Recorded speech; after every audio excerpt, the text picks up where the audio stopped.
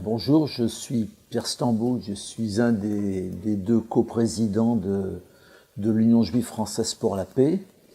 Et j'ai été invité aujourd'hui par OLP, Orléans, Loire et Palestine, et Denis Petitjean, un petit peu pour trois actions très complémentaires de mon point de vue. Ce matin, une opération boycott des investissements sanctions devant le supermarché Auchan, qui vend quelques fruits, essentiellement avocats et clémentines israéliennes méadrines. Et donc évidemment, aussi bien l'Union juive française pour la paix qu'OLP, nous appartenons à BDS France et nous participons à cette journée sur le BDS. Et puis là, je viens de faire un exposé un petit peu théorique, mais avec un débat que j'ai trouvé personnellement très riche. Et puis il y avait du monde sur la question du sionisme. La question du sionisme n'est pas une question historique, c'est une question très vive. Et j'ai un petit peu développé pourquoi c'est aujourd'hui le sionisme qui est à l'œuvre pour détruire et fragmenter la Palestine. Et pourquoi, de mon point de vue, il n'y a pas de sionisme à visage humain et pourquoi une paix ne me paraît pas possible avec le sionisme. C'est-à-dire qu'il faudra qu'on arrive en Israël à une désionisation ou à un post-sionisme ou à un dépassement ou une rupture avec le sionisme. J'ai un petit peu essayé d'expliquer les très très nombreux aspects du sionisme qu'on oublie toujours en les isolant, comment le sionisme est un nationalisme pas comme les autres, parce qu'il a inventé le peuple, la langue et la terre, comment c'est un colonialisme, mais pas comme les autres, parce que il ne vise pas à exploiter le peuple palestinien, il vise à l'expulser, la fameuse théorie du transfert. J'ai évoqué plusieurs passages du sionisme, comment, d'un point de vue juif, il est une manipulation de la mémoire, de l'histoire et des identités juives. Je précise que dans le J de UJFP, mon judaïsme est entièrement rattaché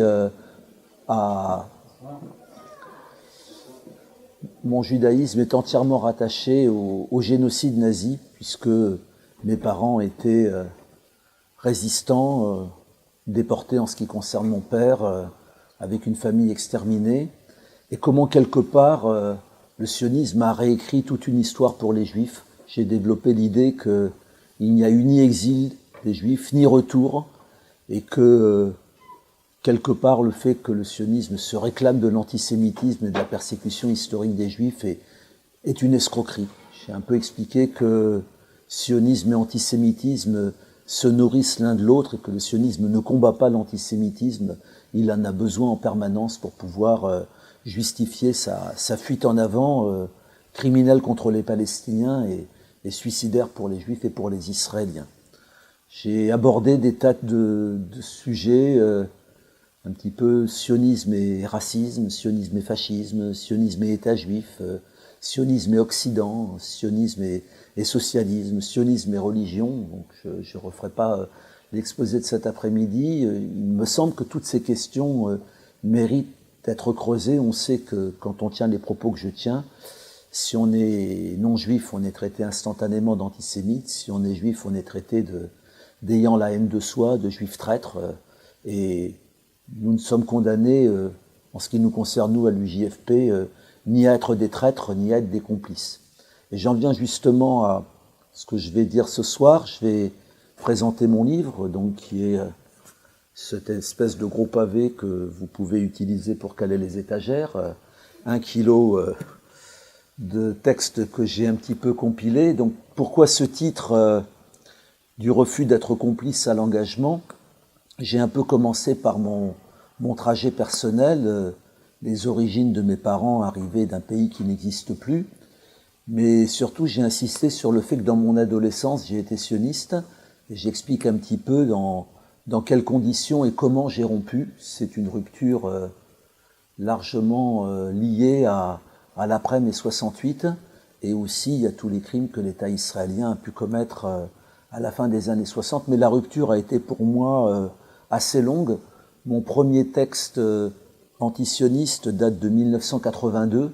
C'est une espèce de cri au moment de l'invasion du Liban et de Sabra et Shatila.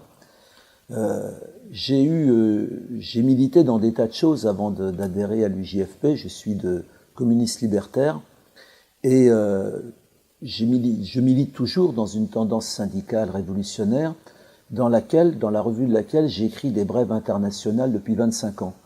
Donc dans le livre, on trouve l'histoire mois par mois de cette guerre depuis 25 ans. Et là, on voit le rouleau compresseur colonial. On voit comment tout était prémédité. Le chapitre sur Oslo s'appelle Oslo ou la grande illusion. Il y a un chapitre sur les années Sharon, où on voit comment Sharon a patiemment mis en place le dépeçage de la Palestine. On voit le rôle de Shimon Peres, de la prétendue gauche sioniste, et comment elle a trempé dans tous les crimes commis contre les Palestiniens.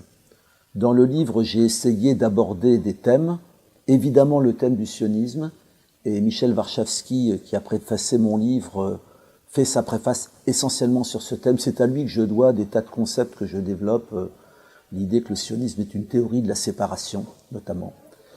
Et j'ai abordé aussi le thème de l'antisémitisme, y compris, ce qui est toujours un peu désagréable, celui des antisémites infiltrés dans le mouvement de solidarité, mais sur l'antisémitisme, c'est essentiellement, le chapitre s'appelle « Réalité et instrumentalisation », et je montre comment, aujourd'hui, face à l'insoutenable, l'État d'Israël n'a qu'une seule défense, et sa défense absolue, c'est de traiter d'antisémite quiconque veut essayer de le critiquer.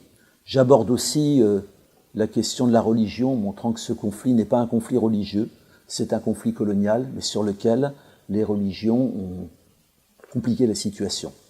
Et puis, on y trouvera la vie interne de l'UJFP, des blagues juives, des textes antisémites écrits contre moi, des débats actuels sur un État, deux États, sur l'état du mouvement de solidarité. Donc voilà, j'espère que ce livre contribuera à armer, parce que c'est ça le but, à armer les camarades, notamment pour ce qui aujourd'hui est le combat essentiel, c'est le BDS.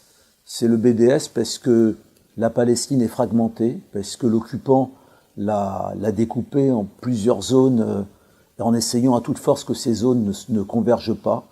Or, le BDS, au départ, ces trois revendications, droit au retour des réfugiés, égalité des droits, fin de l'occupation et de la colonisation, ont pour but de réunifier toutes les composantes de la Palestine.